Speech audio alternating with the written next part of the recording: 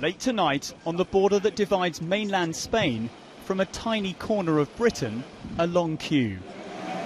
Gibraltar and the waters nearby are the source of rising tension between Gibraltar and Britain and Spain. And Spain says it might impose a €50 fine for the crossing. People living here are fed up.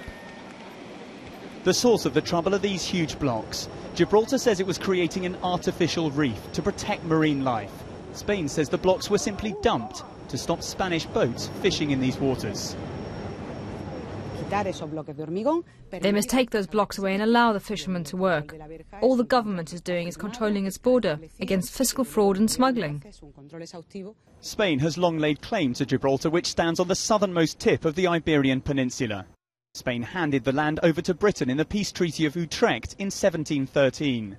In the 1950s, the then Spanish dictator Franco renewed Spain's claim to sovereignty over Gibraltar. He later closed the border for 13 years. But in a referendum in 1967, people in Gibraltar voted overwhelmingly to remain under British sovereignty.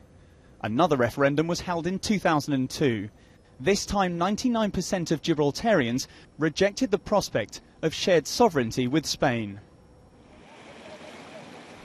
Britain says it will not negotiate over sovereignty as long as Gibraltar's people want to remain British. Gibraltar's government says it will not give in to Spanish threats. What we've seen this weekend is sabre-rattling of the sort that we haven't seen for some time. You see that the things that Mr. Malgallo has said are more reminiscent of this type of statement you'd hear from North Korea. 10,000 people live here in Spain, but work over there on the rock in Gibraltar. And as you can see from these queues late here tonight, the traffic flows both ways. So both communities on either side of this border are left angry and frustrated. A diplomatic dispute between Spain and Gibraltar is nothing new, but this is the worst things have been in recent years. Tom Burridge, BBC News, on the Spanish-Gibraltar border.